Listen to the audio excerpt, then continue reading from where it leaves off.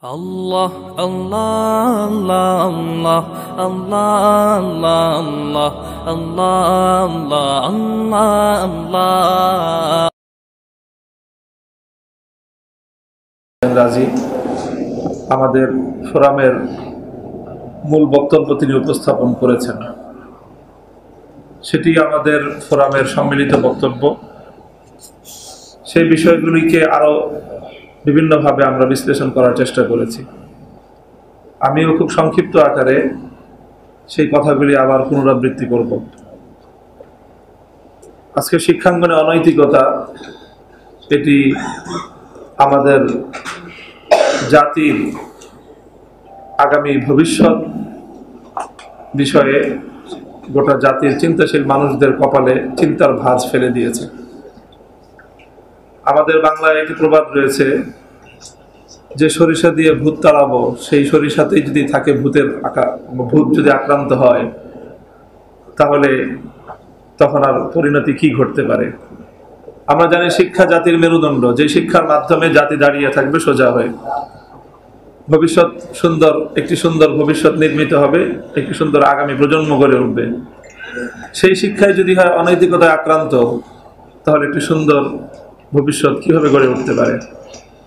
আমরা দেশ এবং জাতির বস্তুবাদী উন্নতি, অর্থনৈতিক উন্নতি, যোগাযোগ ব্যবস্থার উন্নতি ইত্যাদি ইত্যাদি উন্নতির বেশ আমরা এখন আকাশ থেকে মাটি থেকে এই মহাকাশ পর্যন্ত পৌঁছে গিয়েছি।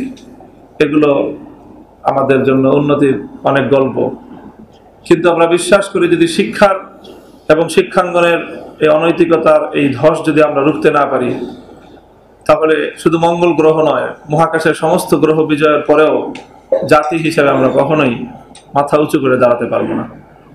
আজকের জন্য কওমি ফোরাম গোটা দেশকে, জাতিকে এবং সরকার ও সংশ্লিষ্ট দায়িত্বশীল মহলকে সজাগ করবার দায় থেকেই এই সেমিনারের আয়োজন করেছে।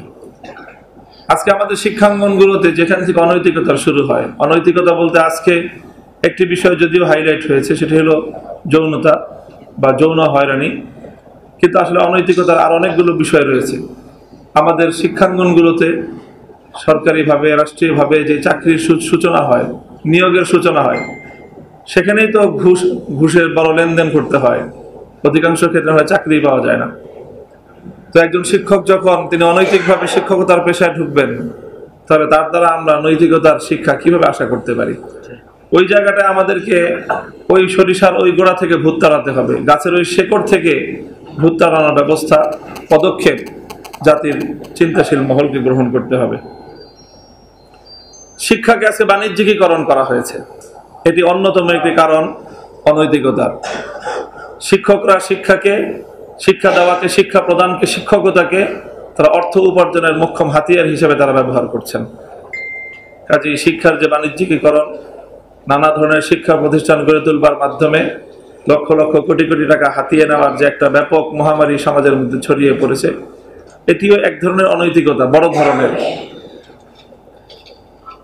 নকল প্রবণতা যেটি আমরা লক্ষ্য করেছি, অথবা বিভিন্ন বিশ্ববিদ্যালয়গুলোতে আমরা প্রায়শই খবর পেয়ে থাকি যে বিশ্ববিদ্যালয়গুলোতে নকল প্রবণতা তো খুব একটা বেশি নেই, কারণ সেখানে পাবলিক পরীক্ষার মতো ব্যাপক প্রশ্নের প্রয়োজন হয় না। কিন্তু সেখানে কোনো কোনো শিক্ষার্থীকে অবৈধ সুযোগ করে দেওয়ার মাধ্যমে সেখানে অনৈতিকতার একটি বীজ বাষ্প সেখানে গড়ে উঠছে। কাজেই আমরা আমাদের এই জায়গাটা থেকে আজকে সরকারকে, দায়িত্বশীল মহলকে ব্যাপারে সচেতন করতে চাই। আমাদের সুনির্দিষ্ট কিছু প্রস্তাবনা এসেছে, সেই প্রস্তাবনাগুলোকেই আমি আবার পুনরাবৃত্তি করব। আমি আবার বলবো আমার ভাষায় যে আমরা মনে করি যে আজকে অনৈতিকতার সবচেয়ে ভয়াবহ যে রূপটি গোটা দেশকে, জাতিকে কাঁপিয়ে তুলছে, সেটি হলো যৌন হয়রানি। যৌন হয়রানির শিক্ষাঙ্গনের বিভিন্ন জায়গায়। কাজে এই জায়গাটাতে আজকে দেশকে, জাতিকে একসঙ্গে সোচ্চার হতে হবে। আমরা যৌন হয়রানি মুক্ত শিক্ষাঙ্গন গড়ে তুলবার দৃঢ় প্রত্যয় গ্রহণ করতে চাই। এজন্য সর্বপ্রথম আমাদেরকে নারী এবং পুরুষের পৃথক শিক্ষা ব্যবস্থার অবকাঠামো গড়ে তুলতে হবে। পৃথক শিক্ষা ব্যবস্থা নারী এবং পুরুষের আলাদা আলাদা শিক্ষা ব্যবস্থা গড়ে তুলবার মাধ্যমে এই সমস্যার অনেকাংশেই আমরা মনে করি সমাধান হওয়া সম্ভব। পৃথিবীতে এর দৃষ্টান্ত রয়েছে, অনেক দেশে রয়েছে, আজকের পৃথিবীতেও রয়েছে, যে যেখানে নারীদের জন্য সম্পূর্ণ একেবারে প্রাথমিক যেই শিক্ষা ব্যবস্থা, প্রাথমিক বিদ্যালয়গুলো হয়তো কম্বাইন্ড হতে পারে, কিন্তু মাধ্যমিক স্তর থেকে নিয়ে শুরু করে সর্বোচ্চ স্তর পর্যন্ত নারী এবং পুরুষের আলাদা শিক্ষা ব্যবস্থা যদি গড়ে তোলা যায়, শিক্ষা ব্যবস্থা গড়ে তোলা যায়, তাহলে এই সমস্যার অনেকাংশেই লাঘব হওয়া সম্ভব আমরা মনে করি। সেই সঙ্গে এটি আরেকটি বিষয় যে আজকে যেই যৌন সন্ত্রাসগুলো চলছে তার অন্যতম যে কারণগুলো আমরা পত্রপত্রিকা এবং বিশ্লেষকদের বক্তব্যের মাধ্যমে আমাদের সামনে ফুটে উঠেছে, সেটি হলো গৃহ শিক্ষক প্রাইভেট পড়ানো, কোচিংয়ের নামে কোচিং, প্রাইভেট শিক্ষক নিয়োগ এবং গৃহ শিক্ষক নিয়োগ ইত্যাদির মাধ্যমে অথবা ব্যক্তিগতভাবে পড়াশোনার নামে দেখা যাচ্ছে যে এখানে অভিভাবকদের গাফলতি, সমাজ ব্যবস্থার একটি দায়সারা গোছ ইত্যাদি, এটা একটা বড় ধরনের সমাজের মধ্যে বিপর্যয় সৃষ্টি করছে। কাজে আজকে আমরা সেমিনার থেকে আমরা অভিভাবিকাদের প্রতি অনুরোধ করব যে মেয়ে শিক্ষার্থীদেরকে নীরবে নিবৃতে গৃহ শিক্ষকের নামে, প্রাইভেট পড়ানোর নামে পুরুষদের হাতে আপনারা হস্তান্তর করবেন না। যদি এই ব্যাপারে আমাদের অভিভাবিকারা সচেতন হতো তাহলে পরিমলদের ঘটনা তৈরি হতো না। আজকে মেয়েদেরকে ব্ল্যাকমেইল করে, নানাভাবে তাদের ভিডিও ফুটেজ তৈরি করে, তাদের চরিত্র হনন করে, তারপর তাদেরকে জিম্মি করে ঘটনাগুলো ঘটছে। যা ঘটছে তার কিঞ্চিতই প্রকাশ পাচ্ছে। তারপরে হলো যৌন শিক্ষার নামে আজকে জাতীয় শিক্ষা ব্যবস্থায় কচিকাঁচা ছেলে মেয়েদেরকে একত্রিত করে যৌন শিক্ষার নামে যে শিক্ষা দেওয়া হচ্ছে, আসলে মূলত এটির যদিও ঘোষণা করা হচ্ছে এর লক্ষ্য যৌন হয়রানি থেকে রক্ষা করা, বরং আমাদের কাছে সামগ্রিক যেই রিপোর্ট এবং তার যে বাস্তব অবস্থা সেটি হলো এই যৌন শিক্ষার নামে যৌনতা এবং অশ্লীলতাই শুধুমাত্র মাধ্যমিক স্তর নয় বরং প্রাথমিক স্তর পর্যন্ত ছেলে মেয়েদের মধ্যে অবাধ হয়ে যাচ্ছে। সেখানে ছেলেদেরকে মেয়েদেরকে একত্রিত করে যেই ধরনের কথাগুলো শব্দগুলো উচ্চারণ করা আমাদের সমাজ ব্যবস্থায় এটাকে লজ্জা মনে করা হতো, অশ্লীল মনে করা হতো, আজকে শিক্ষার নামে সেই অশ্লীলতাকে বৈধতা দেওয়া হয়েছে। কাজে আমরা এটি জোর প্রতিবাদ জানাই এবং আমরা মনে করি যে এই যৌন শিক্ষার নামে আজকে পাশ্চাত্যের সেই উলঙ্গ অসভ্য জাতির কাছ থেকে, যাদের মধ্যে সভ্যতা, যারা লিভ টুগেদার করে, যেই সকল দেশগুলোতে আইন করে সমকামিতার বিবাহকে বৈধতা দেয়, তাদের কাছ থেকে এই প্রেসক্রিপশন আমদানির মাধ্যমে একটি সভ্য ঐতিহ্যবাহী জাতির আগামী প্রজন্ম ধ্বংস করা ছাড়া কিছুই পাওয়া যেতে পারে না। কাজেই যৌন শিক্ষার নামে আমাদের এই ঐতিহ্যের দেশ, আমাদের এই সভ্যতার দেশ, আমরা হাজার বছর ঐতিহ্য লালন করি যে আমাদের ছেলেরা মেয়েরা দীর্ঘ একটা সময় পর্যন্ত তাদের মধ্যে যে লজ্জাশীলতা থাকে, সংকোচ থাকে, আজকে এই যৌন শিক্ষার নাম করে তাদের সেই লজ্জাশীলতা এবং তাদের সংকোচ বোধটাকে সম্পূর্ণরূপে একেবারেই শিশুকালে ধ্বংস করে আজকে শিশুরা পর্যন্ত ধর্ষণ করছে। সামাজিক যোগাযোগ মাধ্যমে প্রায় প্রতিনিয়ত প্রকাশ হচ্ছে 12 বছর 14 বছরের ছেলেরা তারা তাদের সহপাঠীদেরকে, তাদের সহপাঠী শিক্ষার্থী মেয়েদেরকে উত্ত্যক্ত করছে, তাদের যৌন হয়রানি করছে, তাদেরকে ধর্ষণ করছে, সেগুলো ভিডিও করে ভাইরাল করে দিচ্ছে। এটা কেন ঘটতেছে? আজকে যাদেরকে আমাদের আইন, আমাদের দেশ যাদেরকে শিশু বলছে, সেই শিশুরা তো এই অপরাধগুলো করছে। এর বড় কারণ হলো শিক্ষাঙ্গনের এইভাবে এক তো হলো অবাধ মেলামেশা, সহশিক্ষার অভিশপ্ত ব্যবস্থা, আর সেই সঙ্গে তার গাদার উপর ফোড়ার ঘাড় হিসাবে সেই ঘা হিসাবে এখানে নতুন করে সংযুক্ত হয়েছে যৌন শিক্ষা নামক যৌনতার এই ভাইরাস ছড়ানো। আমরা এটিকে বন্ধ করার জন্য এবং ইসলামী আদর্শকে এক্ষেত্রে অনুসরণ করার জন্য আমরা উদাত্ত আহ্বান জানাই। সেই সঙ্গে আমরা বলবো যে জাতীয় শিক্ষা ব্যবস্থায় নৈতিক শিক্ষা এবং ধর্ম শিক্ষার একটি অধ্যায় রয়েছে, কিন্তু যেটি আজকে জাতীয় শিক্ষা ব্যবস্থায় চরমভাবে অবহেলিত। ইতিমধ্যে বাংলাদেশের কওমি মাদ্রাসা শিক্ষাগুলোর সর্বোচ্চ সনদকে রাষ্ট্রীয়ভাবে স্বীকৃতি দেওয়া হয়েছে, আইন বাস্তবায়িত হয়েছে। আমরা দাবি তুলতে চাই যে সকল শিক্ষা প্রতিষ্ঠানগুলোতে, সকল প্রাইমারি স্কুল, মাধ্যমিক স্কুলগুলোতে, কলেজগুলোতে ধর্ম এবং নৈতিকতার শিক্ষাকে জোরদার করার জন্য সেখানে ধর্ম এবং নৈতিকতার মানে এ পর্যন্ত এ যাবৎকার সর্বোচ্চ উন্নীত কওমি শিক্ষা ব্যবস্থার শিক্ষার্থীদেরকে সেখানে নৈতিক এবং ধর্মীয় শিক্ষক হিসেবে নিয়োগ দিয়ে আমাদের জাতীয় শিক্ষা প্রতিষ্ঠানগুলোতে নৈতিকতার মান উন্নয়ন করার ক্ষেত্রে ভূমিকা যেন রাখা হয়। সেই সঙ্গে এগুলো আমার সব স্কুল, কলেজ এবং জাতীয় শিক্ষা ব্যবস্থার ব্যাপারে এই কথাগুলো। দ্বিতীয় আরেকটি শিক্ষা ব্যবস্থা আমাদের দেশে সরকারি মাদ্রাসা শিক্ষা ব্যবস্থা, যেটি আলিয়া মাদ্রাসা। এটি আলিয়া মাদ্রাসা যেভাবেই এর প্রতিষ্ঠা হোক, কিন্তু এটি মাদ্রাসা শিক্ষা নামে পরিচিত, অর্থাৎ মূলত ধর্ম শিক্ষাই মাদ্রাসা শিক্ষার মূল লক্ষ্য। অথচ সেই আলিয়া মাদ্রাসাগুলোকে পর্যায়ক্রমে ব্রিটিশরা যা করে গিয়েছে, খ্রিস্টানরা যা করেছিল, পরবর্তী মুসলিম শাসকরা তার চেয়ে আরো কয়েক গুণ বেশি ইসলামকে ধ্বংস করার উদ্যোগ সেখানে গ্রহণ করেছে। তার মধ্যে সবচেয়ে বড় হলো আলিয়া মাদ্রাসাগুলোতে আজকে শুরু থেকে একেবারে শেষ পর্যন্ত সহশিক্ষার আয়োজন করা হয়েছে। আমরা অন্তত এতটুকু দাবি করব যে ধর্মের নামে যে শিক্ষা প্রতিষ্ঠানগুলো গড়ে উঠছে সেখানে যেন অন্তত ধর্ম বিরোধী কোনো কাজ না থাকে। আলিয়া মাদ্রাসাগুলো থেকে সহশিক্ষার এই বিষ বোড়া ফোড়া এটাকে যেন উৎপাদন করা হয়। তারপরে হলো সেখানে সবচেয়ে ভয়াবহ ব্যবস্থা, আলিয়া মাদ্রাসাগুলোকে বিভিন্ন কর্তৃপক্ষ, বিভিন্ন খানকা, বিভিন্ন দরবার, বিভিন্ন পীর মাশায়েখরা এখনো পরিচালনা করছেন। তারা চেষ্টা করছিলেন আলিয়া মাদ্রাসাগুলোকে যেন অনৈতিকতার এই করাল গ্রাস থেকে, ধর্মীয় আবহকে যেন রক্ষা করা যায়, অনৈতিকতার করাল গ্রাস থেকে রক্ষা করা যায়, সেটা তারা চেষ্টা করছিলেন। কিন্তু সরকারি একটা আইন তাদের উপর চাপিয়ে দেওয়া হয়েছে, যে কারণে আজকে তারাও সেটা হিমশিম খাচ্ছেন সেই পরিবেশ রক্ষা করার ক্ষেত্রে। সেটি হলো সকল ধরনের শিক্ষা প্রতিষ্ঠানগুলোতে, বিশেষ করে আলিয়া মাদ্রাসাগুলোতে 30% মহিলা শিক্ষিকা নিয়োগ দেওয়া বাধ্যতামূলক করা হয়েছে।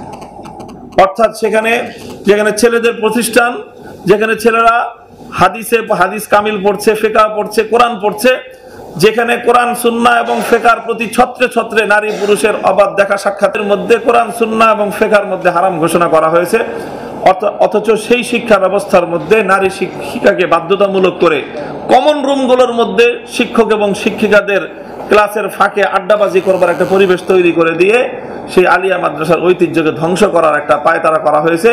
এই 30% নারী শিক্ষিকা নিয়োগের বাধ্যতামূলক আইন, এটি অবশ্যই আলিয়া মাদ্রাসাকে ধ্বংস করবার একটি পশ্চিমা চক্রান্ত। আমরা আলিয়া মাদ্রাসার ধর্মীয় নৈতিকতার পরিবেশ রক্ষা করবার জন্য এই আইন বাতিল করে বরং সেখানে 50% মহিলা শিক্ষা প্রতিষ্ঠান গড়ে তুলবার দাবি জানাই। 50% সেখানে এমপ্লয়মেন্টের অজুহাত দেখিয়ে যে নারীদের এমপ্লয়মেন্ট দরকার, আমরা বলি যে হ্যাঁ নারীদের এমপ্লয়মেন্ট দরকার, 30% কেন 50% এমপ্লয়মেন্ট করুন। আপনারা দাখিল থেকে নিয়ে কামিল মাদ্রাসাগুলো পর্যন্ত 50% পুরুষ এবং 50% মহিলা শিক্ষা প্রতিষ্ঠান গড়ে তুলে মেয়েদের শিক্ষা প্রতিষ্ঠানে 100% নারী এমপ্লয়মেন্ট হোক, আর পুরুষদের শিক্ষা প্রতিষ্ঠানে 100% পুরুষ এমপ্লয়মেন্ট হোক। তাহলে এতে 30% মহিলা এমপ্লয়মেন্ট নয়, বরং 50% নারীদের চাকরি এবং তাদের এমপ্লয়মেন্টের সুযোগ তৈরি হবে। কাজে আসলে এটি এমপ্লয়মেন্টের নামে নারী পুরুষের অবাধ মেলামেশার সুযোগকে অবারিত করবার জন্যই এবং আলিয়া মাদ্রাসার ধর্মীয় অবশিষ্ট পরিবেশটুকু ধ্বংস করবার একটি বিজাতীয় ষড়যন্ত্র এবং চক্রান্ত। আমরা বিশ্বাস করি, মনে করি যে আমাদের রাষ্ট্র এবং সরকারগুলো না বুঝেই পশ্চিমাদের পাতা ফাঁদে তারা আক্রান্ত হয়েছে। আমরা তাদেরকে সেখান থেকে বেরিয়ে আসার উদাত্ত আহ্বান জানাই। এরপরে আমি আমার সর্বশেষ কওমি অঙ্গন সম্পর্কে 2-4টি কথা বলে আলোচনা শেষ করছি। কওমি মাদ্রাসার একটি সেনসিটিভ অঙ্গন আজকে গোটা দেশে একটি নতুন সমাজ বিপ্লবের দ্বার উন্মোচন করছে, সেটি হলো মহিলা মাদ্রাসা। আমরা জানি যে আজকে সমাজের অধিকাংশ অভিভাবকরা এবং উচ্চ শিক্ষিত অভিভাবকরা, কর্মজীবী অভিভাবিকারা সারা দেশে খবর নিয়ে দেখুন, গার্মেন্টসে যারা চাকরি করে বাবা মা, তারা তাদের মেয়েদেরকে সুরক্ষিত একটি জায়গা দেওয়ার জন্য সবচেয়ে বেশি নিরাপদ যে অঙ্গনটিকে মনে করছে সেটি হলো বাংলাদেশের কওমি মাদ্রাসা, মহিলা মাদ্রাসাগুলোকে। কওমি অঙ্গনের মহিলা মাদ্রাসাগুলো এটি একটি সম্ভাবনাময় একটি জায়গা। ওলামায়ে কেরামকে এ ব্যাপারে সোচ্চার এবং সজাগ থাকতে হবে যেন এই মহিলা মাদ্রাসার অঙ্গনগুলোকে অপবিত্র করবার কোনো ষড়যন্ত্র যেন বাস্তবায়ন কেউ করতে না পারে। আমাদের বড়রা যেভাবে বলেন যে মেয়েদেরকে যতটুকু সম্ভব অনাবাসিক রেখে বাড়ি থেকে মাদ্রাসা এসে পড়াশোনা করবে, আবাসিক থাকতে হলে সেখানে তাদেরকে শুধুমাত্র মহিলা শিক্ষিকাদের মাধ্যমে তাদের তত্ত্বাবধান এবং পুরুষ শিক্ষকদেরকে যতটা তাদের থেকে নিরাপদ দূরত্ব রেখে মহিলা মাদ্রাসাগুলোকে পরিচালনা করা যায় সে ব্যাপারে কওমি মাদ্রাসার শিক্ষক এবং অভিভাবক বৃন্দ এবং কর্তৃপক্ষরা তারা সেদিকে নজর দিবেন। তারপর আরেকটি হলো শিশু শিক্ষার বিষয়। আজকে শিশু শিক্ষা, এটা আজকে এই আমাদের যে অনৈতিকতার কথা বলছি সেটি ব্যাপকভাবে শিশু শিক্ষা অনৈতিকতার দ্বারা আক্রান্ত, এটি সর্ব জায়গায় চলছে। এই শিশু শিক্ষার ব্যাপারে সমাজকে এবং অভিভাবকদেরকে এবং শিক্ষা প্রতিষ্ঠানের কর্তৃপক্ষদেরকে আরো বেশি সজাগ এবং সচেতন হওয়ার উদ্যত আহ্বান জানাবো, স্কুলেও এবং আলিয়া মাদ্রাসাতেও এবং কওমি মাদ্রাসাগুলোতেও। যে বিশেষ করে ছোট ছোট বাচ্চারা, আমরা তো জানি যে শুধুমাত্র নারীরাই পুরুষদের দ্বারা যৌন হয়রানির শিকার হয়, কিন্তু আজকে সমকামিতার যেই করাল গ্রাস গোটা পাশ্চাত্য সমাজকে গ্রাস করে আমাদের পার্শ্ববর্তী ভারত পর্যন্ত এসে সেটা পৌঁছেছে এবং ভারতের সর্বোচ্চ আদালত কর্তৃক সমকামিতার বিবাহকে বৈধতা দেওয়া হয়েছে। অর্থাৎ গোটা দুনিয়া খেয়ে এখন আমাদের সভ্যতার লালন কেন্দ্র এই মুসলিম ভূখণ্ডগুলোকে এই সমকামিতার মহামারী গ্রাস করতে আসছে। সমকামিতার এই মহামারী, সমকামিতার মতো এই বিপজ্জনক এই ভয়াবহ এই যৌন সন্ত্রাস, এটা কিন্তু অধিকাংশ ক্ষেত্রে শিশুরাই আক্রান্ত হয় সমকামিতার মতো এই মহাল করাল গ্রাসের দ্বারা। কাজে এই জন্য আমি বলবো স্কুলগুলোতে এবং আবাসিক শিক্ষা প্রতিষ্ঠানগুলোতে বিশেষভাবে ছোট ছোট ছেলের বাচ্চারা তারা তাদের অনেক সময় তাদের শিক্ষকদের দ্বারা এবং অনেক সময় তারা তাদের সহপাঠীদের দ্বারা যৌন হয়রানির শিকার হয়। এক্ষেত্রে সংশ্লিষ্ট সবাই সজাগ হোক, সচেতন হোক, তাদেরকে নিগরানি করার এবং সেখানে তাদেরকে অভিভাবকত্ব করবার পরিবেশ যেন নিশ্চিত হয়। সেই সঙ্গে রাসূল সাল্লাল্লাহু আলাইহি ওয়াসাল্লামের গুরুত্বপূর্ণ একটি নির্দেশনাকে আমি এখানে স্মরণ করিয়ে দিতে চাই।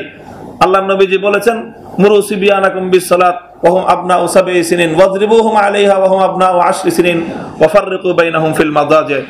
বাচ্চাদের বয়স যখন 10 বছর হয়ে যায় তখন ঘরে বাইরে কোথাও সকল বাচ্চাদের জন্য আলাদা আলাদা বিছনা করবার ব্যবস্থা করার জন্য নির্দেশ দিয়েছেন আল্লাহর নবী।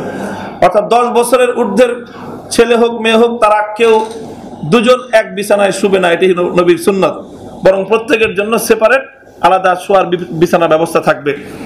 আমরা এটি বলবো যে সমাজে যেই সকল জায়গাগুলোতে এই ধরনের রেস্ট্রিকশন, এই সেনাবাহিনী থেকে নিয়ে শুরু করে বিভিন্ন যেই আইন শৃঙ্খলা রক্ষাকারী বাহিনী রয়েছে, তারপর ক্যাডেট কলেজগুলো রয়েছে, যেখানে খুবই একটা নিয়ন্ত্রিত পরিবেশে রাখা হয়।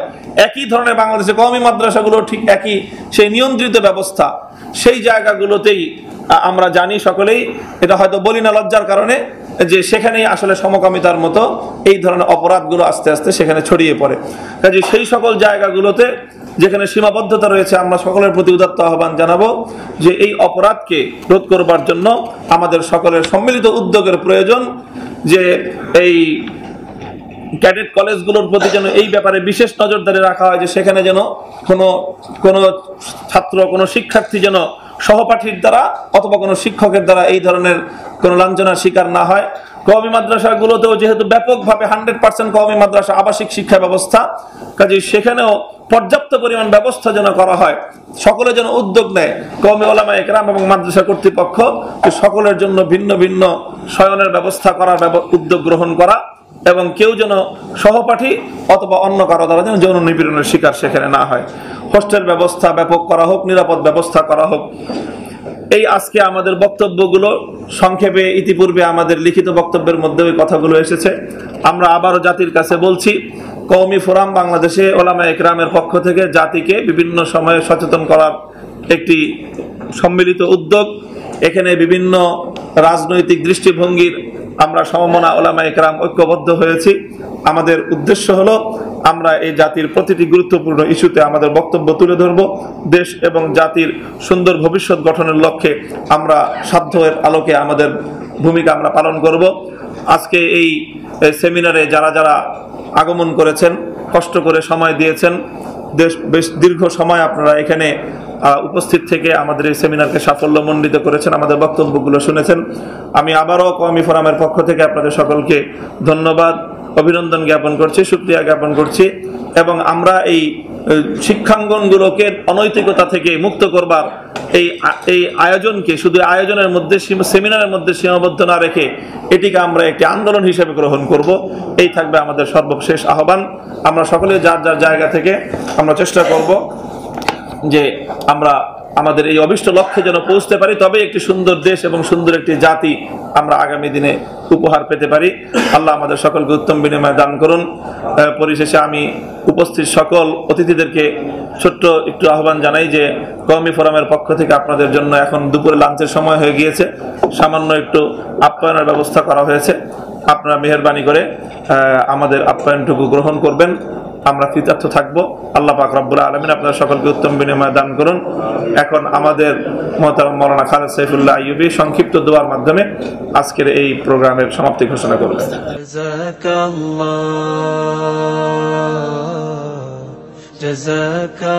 জাযাকাল্লাহ।